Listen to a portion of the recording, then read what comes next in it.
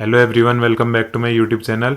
तो board exam students और chemistry students के लिए इंपॉर्टेंट क्वेश्चंस और टॉपिक्स की सीरीज़ में मैं आज आप लोगों के लिए इंपॉर्टेंट क्वेश्चंस की सीरीज़ एक और लेके आया हूँ। तो वीडियो को एंड तक ज़रूर देखिएगा और अगर वीडियो पसंद आएगी तो इसको लाइक करिएगा और अपने दोस्तों के साथ शेयर करिएगा। और आप लोग नीचे इंपॉर्टेंट टॉपिक्स और क्वेश्चन मेरे यूट्यूब वीडियो में देख सकते हैं। इसमें आपको बहुत इंपॉर्टेंट वीडियोज़ वगैरह मिलेंगी। तो चलिए शुरू करते हैं। तो मैंने सारे बोर्ड एग्जाम स्टूडेंट्स के लिए जो क्लास 12th में केमिस्ट्री वाले हैं उन लोगों के लिए एक most important questions for board exam series शुरू करी है। तो इसमें आपका पहला क्वेश्चन देखने की कोशिश करिएगा। Calculate the molality of solution containing 20.7 gram of potassium carbonate. Potassium carbonate जो है आपका वो सॉल्यूट है, सॉल्यूट है आपका पोटेशियम कार्बोनेट। पोटेशियम कार्बोनेट का फॉर्मूला होता है आपका K2CO3। Potassium carbonate. अब इसका मास दे रखे हैं, मास ऑफ सॉल्यूट आपको दिया है 20.7 ग्राम, ध्यान से देखिएगा। और मास ऑफ सॉल्वेंट आपको दिया है 500 ml। डेंसिटी आपको गिवन है सॉल्यूशन की, डेंसिटी D = 1 ग्राम पर मिलीलीटर। तो आपको सबसे पहले एटॉमिक मास निकालना होगा K2CO3 का। तो 39 × 2 इसका एटॉमिक मास K2 का, प्लस 16 × 3 ये ऑक्सीजन का, और कार्बन का 12। तो इसको प्लस करेंगे 78 प्लस 48 प्लस 12, इनको प्लस करेंगे तो आपका आएगा 138 ग्राम। अब डेंसिटी जो होती है आपकी, डेंसिटी होती है आपकी mass upon volume.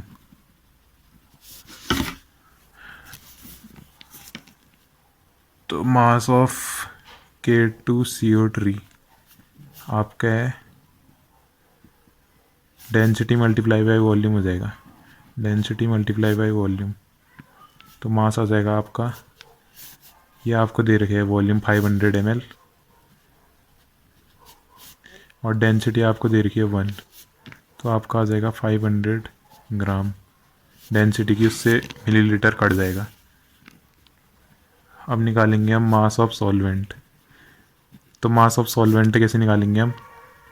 Mass of solution minus mass of solute. तो मास ऑफ सॉल्यूशन आपका जो है 500 ग्राम K2CO3 सॉल्यूशन का, माइनस मास ऑफ सॉल्यूट आपको दिया था 20.7 ग्राम, 20.7 ग्राम। तो आपका आ जाएगा 479.3 ग्राम। नंबर ऑफ मोल से निकालेंगे ऑफ सॉल्यूट। कैसे आएगा?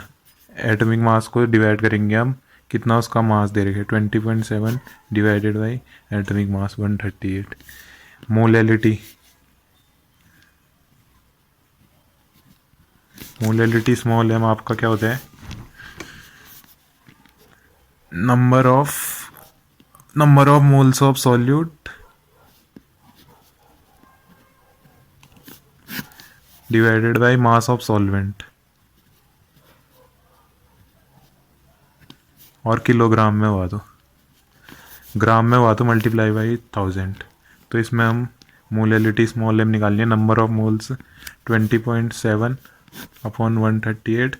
मास ऑफ सॉल्वेंट हमको दे रखे है ग्राम में, कितने आपका 500 ग्राम, नहीं मास ऑफ सॉल्वेंट अभी हमने निकाला है यहाँ पर को 479.3 ग्राम, 479.3 ग्राम में 1000 से मल्टीप्लाई करेंगे। अब आपका मोलैलिटी इसमें 20.7 multiply by 1000 upon 138 multiply by 479.3।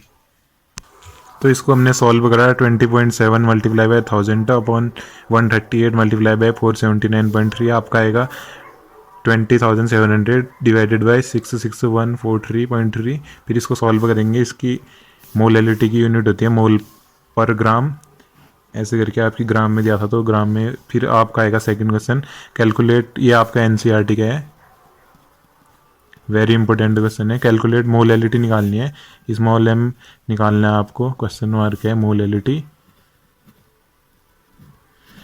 आपको दे रखे है 2.5 ग्राम इथेनोइक एसिड। इथेनोइक एसिड क्या होता है आपका? CH3COOH, और इसको हम ये भी बोलते हैं C2H4O2। ये देखो कार्बन दो हैं, H4 है, O2 है। और अगर आपको थ्योरी में इंपॉर्टेंट क्वेश्चन चाहिए तो आप लोग मेरे जो मैंने आपको पढ़ा रखे उसमें आप देख सकते हैं, जो नीचे थ्योरी की मेरी वीडियोस हैं इसमें यूट्यूब में, मेरे चैनल में। मोलर मास ऑफ C2H4O2 या CH3COH, तो इसको निकालेंगे हम। कार्बन का 12 मल्टीप्लाई बाई 2 प्लस हाइड्रोजन का 1 मल्टीप्लाई बाई 4 प्लस 16 ऑक्सीजन का मल्टीप्लाई बाई 2। तो इसको सॉल्व करेंगे। 24 प्लस 4 प्लस 32, 24 प्लस 4 प्लस 32 ग्राम पर मोल। तो ये आपका आएगा 60 ग्राम पर मोल। और मोल्स ऑफ इथेनोइक एसिड या CH3COH या C2H4O2 निकालने हैं हमको मोल्स। तो उसकी मात्रा हमको कितनी दी है? 2.5 ग्राम दे रही है, 2.5 ग्राम ना। तो इसको डिवाइड करेंगे हम, इसका मोलर मास कितने है? 60 ग्राम पर मोल, और ये 2.5 ग्राम। तो इसको डिवाइड करेंगे, आपका आएगा 0.0417 मोल। ग्राम से आपका ग्राम घटेगा। अब आपका mass of benzene. Mass of benzene आपको दिया है 75 ग्राम। 75 ग्राम, इसको हम किलोग्राम में करेंगे तो डिवाइडेड बाई इसको करेंगे हम 1000 से, और इसको ऐसे लिख सकते हैं 75 मल्टीप्लाई बाई 10⁻³ ये 10⁻³ है, ऊपर जाएगा तो -3 हो जाएगा kilogram. Mass of benzene in kilogram, in kilogram. अब आपका आएगा मोलैलिटी ऑफ C2H4O2, या इसको हम ये भी कहते हैं CH3COOH, इथेनोइक एसिड। तो आपका इसमें आ जाएगा moles of C2H4O2 ethanoic acid के मोल्स जितने हमने निकाले हैं divided by kilogram of benzene.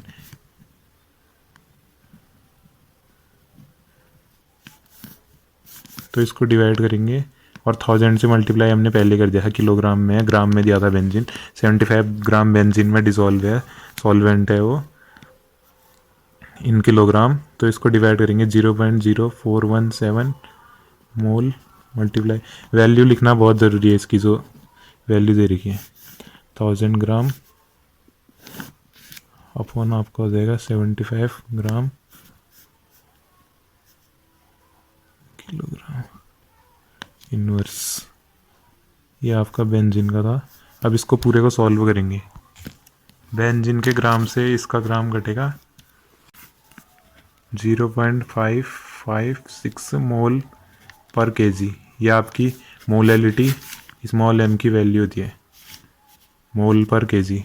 मोल पर केजी इसकी मोलैलिटी की यूनिट होती है। मोलैलिटी निकालने को कहा था। अब आपका आता है नॉर्मेलिटी। तो नॉर्मेलिटी क्या होता है आपका? नॉर्मेलिटी को n से डिनोट करते हैं, total number of gram equivalent. Total number of gram equivalent of solute. Solute के total number of gram equivalent कितने आपके डिजॉल्व्ड हैं? Volume of solution. Volume of solution 1 litre में कितने डिजॉल्व हैं? 1 लीटर में 1 लीटर। और अगर आपको ये दे रखे है उसमें मिलीलीटर में, तो number of gram equivalent of solute divided by volume of solution, millilitre या सेंटीमीटर क्यूब में दिया होगा। तो इसको हम करेंगे 1000 से डिवाइड मल्टीप्लाई। और नंबर ऑफ ग्राम इक्विवेलेंट कैसे निकालेंगे? ये मैंने आपको पिछली वीडियो में बताया, बहुत इंपॉर्टेंट है, मोस्ट इंपॉर्टेंट है ये। तो नंबर ऑफ ग्राम इक्विवेलेंट कैसे निकालते हैं? Mass of solute divided by equivalent weight of solute. तो equivalent weight of solute, equivalent weight of solute आपका होता है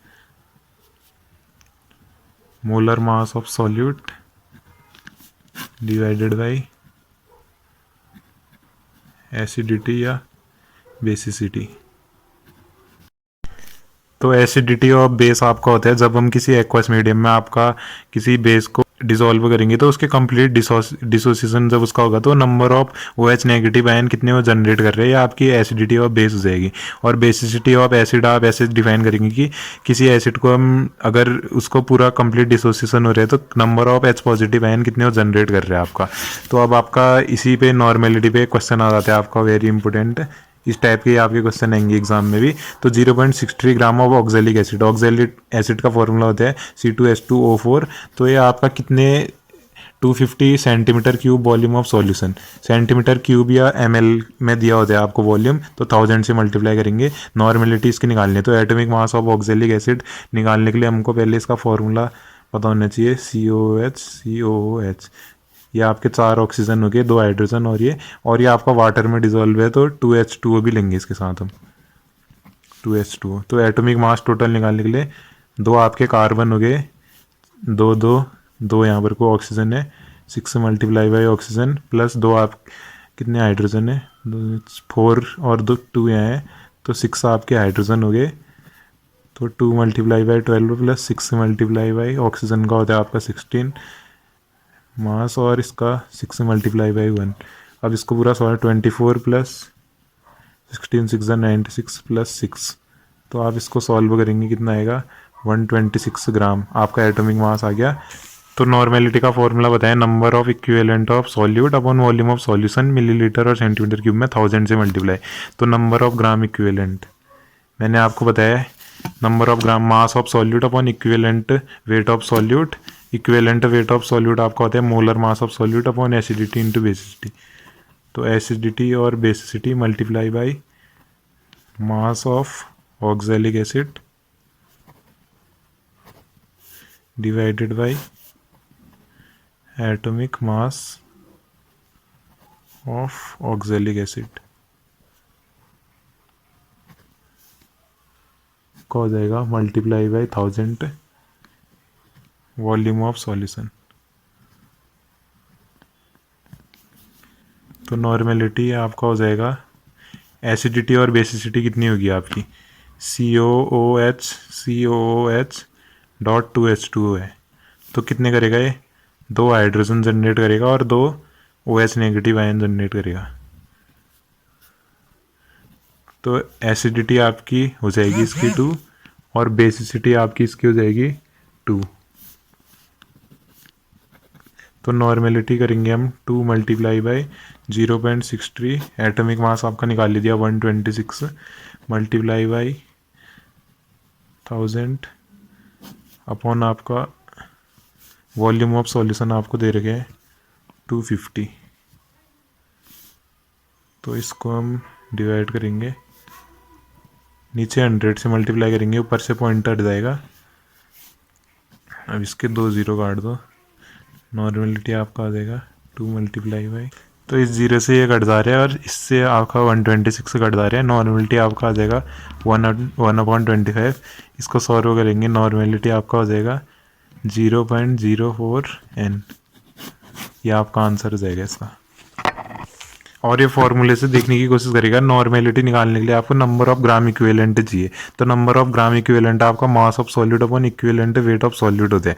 तो इक्विवेलेंट वेट ऑफ सॉल्यूट आपका मोलर मास ऑफ सॉल्यूट रखेंगे और एसिडिटी और बेसिसिटी। तब यहाँ पे कोई एसिडिटी और बेसिसिटी ऊपर आके इससे मल्टीप्लाई हो गया और मास ऑफ सॉल्यूट ऑक्जेलिक एसिड हो गया। अब डिवाइडेड बाई इसका atomic mass of solute, atomic mass of solute और वॉल्यूम ऑफ सॉल्यूशन आपका ऊपर से मिला ही हमको, ये हमने फॉर्मूले को खोल के लिखे हैं। और मल्टीप्लाई बाय 1000 क्योंकि इसमें सेंटीमीटर क्यूब में दिया है और वॉल्यूम ऑफ सॉल्यूशन आपको पता ही है। तो एक और क्वेश्चन देखने की इसमें कोशिश करेगा, ये बहुत इंपॉर्टेंट क्वेश्चन है आपका। Calculate the molarity of solution, molarity निकालनी है और नॉर्मेलिटी भी निकालनी है सॉल्यूशन की। 49 ग्राम H2SO4 आपका डिजोल्व है 750 सेंटीमीटर क्यूब, सेंटीमीटर क्यूब में दिया आपको वॉल्यूम ऑफ सॉल्यूशन। तो आपको मास ऑफ H2SO4 निकालना पड़ेगा। मास ऑफ H2SO4 निकालेंगे आप, इसका एटॉमिक मास, तो आपका ये आएगा 98 ग्राम। मैंने आपको बता रखा है कैसे निकालते हैं। सल्फर का आपका 32 आता है और ऑक्सीजन का 16 मल्टीप्लाई बाई 4 हो जाएगा, 98 आएगा। वॉल्यूम ऑफ सॉल्यूशन आपको दे रखे हैं, वॉल्यूम ऑफ सॉल्यूशन है आपका 750 सेंटीमीटर क्यूब, तो 1000 से मल्टीप्लाई करेंगे। नॉर्मेलिटी का पहले फॉर्मूला देखेंगे, एसिडिटी और basicity multiply by number of moles of solute, number of moles of solute, इसको डिवाइड करेंगे वॉल्यूम ऑफ सॉल्यूशन। तो ये आपका होता है नॉर्मेलिटी। एसिडिटी और बेसिसिटी आपका H2SO4 का आएगा, इसमें से 2 जनरेट कर रहे हैं तो H पॉजिटिव आयन 2 जनरेट कर रहे हैं, आपका ये हो जाएगा 2। Acidity basicity 2 multiply by number of mole 49 दे रखे हैं, और आपको वॉल्यूम ऑफ सॉल्यूशन दे रखे हैं। वॉल्यूम ऑफ सॉल्यूशन है आपका 750 मल्टीप्लाई बाई 1000, और यहाँ पर को हम रखेंगे मास ऑफ H2SO4। ये नंबर ऑफ मोल्स निकालने हैं 49, मास ऑफ, इससे number of moles of solute निकालने हैं, तो ये एटॉमिक मास कितना आ रहा है 98 से करेंगे। तो इसका नॉर्मेलिटी आपका, इसको सॉल्व करेंगे 1000 डिवाइडेड बाई 98, 49 मल्टीप्लाई बाई 2, ये इससे आपका 90, नॉर्मेलिटी आपका आएगा 1000 अपॉन 750। नॉर्मेलिटी आपका आ जाएगा 75 से इसको डिवाइड करेंगे तो 1.2 टाइम्स जाएगा। तो नॉर्मेलिटी और मोलैरिटी के बीच में एक रिलेशन होता है, normality equal to x multiply by M. यहाँ पर कोई आपका एक्स है, एसिडिटी है, बेसिसिटी, तो नॉर्मेलिटी आपका एक्स इंटू एम है, तो मोलैरिटी निकालेंगे हम, molarity equal to n upon x हो जाएगा, normality upon x cross multiply करके। फिर नॉर्मेलिटी हमारा 1.2 आया था, डिवाइडेड बाई एसिडिटी बेसिसिटी 2 आ रहा है आपका, तो मोलैरिटी आपका आ जाएगा 0.6 इसकी वैल्यू। अब हम आपको अगली वीडियो में इस पे लेके आऊँगा आपकी शायद हेनरी लॉ के ऊपर। इसमें आपका partial pressure of gas in vapour phase में आपका डायरेक्टली प्रोपोर्शनल होता है इसका gas mole fraction of gas in solution. यहाँ पर को के एच आपका हेनरीज लॉ कांस्टेंट है, तो P इक्वल टू के एच मल्टीप्लाई बाई एक्स हो जाएगा। इससे आपके बहुत इंपॉर्टेंट न्यूमेरिकल भी बनते हैं इस फॉर्मूले से।